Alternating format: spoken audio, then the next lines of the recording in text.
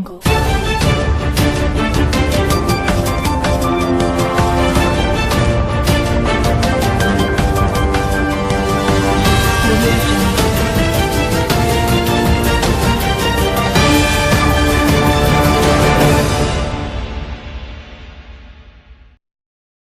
નગરપાલિકામાં એડવાન્સ વેરા સ્વીકારવા માટે 6 કાઉન્ટર શરૂ કર્યા. મિલકત ધારકોને કોઈ મુશ્કેલી ન પડે તે માટે વેરા શાખા દ્વારા કોઈ સુવિધા ઉપલબ્ધ બનાવી.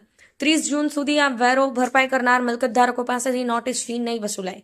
પાટણ નગરપાલિકા દ્વારા ગુરુવાર સાંજથી વર્ષ 2025-26ના એડવાન્સ વેરા સ્વીકારવાની કામગીરી શરૂ કરવામાં આવી છે. ત્યારે એડવાન્સ વેરા ભરપાઈ કરવા વહેલી સવારથી જ મિલકત ધારકોની ભીડ પાલિકાના વેરા શાખામાં જોવા મળી રહી છે.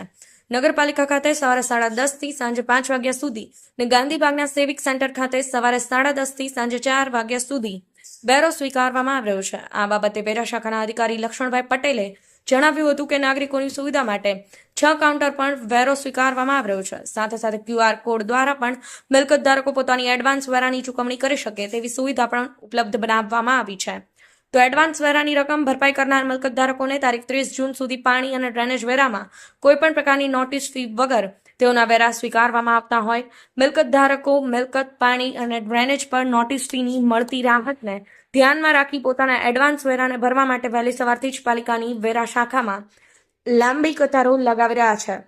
વેરા શાખામાં એડવાન્સ વેરો ભરપાઈ કરવા આવતા મિલકત ધારકોને વેરો ભરપાઈ કરવા માટે કોઈપણ પ્રકારની મુશ્કેલીઓ ભોગવવી ન પડે તે માટે વેરા સ્વીકારવા 6 કાઉન્ટર ગોઠવવામાં આવ્યા હોવાની સાથે ગરમીને ધ્યાનમાં રાખી ઠંડા પાણીના કેરબા પણ લોકો માટે મૂકવામાં આવ્યા હોવાનું વેરા શાખાના અધિકારીએ જણાવ્યું હતું. Rajubhai D Patel, Patan news 24. લક્ષ્મણભાઈ, વર્ષ 2025-26ના એડવાન્સ વેરાની વસૂલાત ચાલુ થઈ છે સ્વીકારવાની.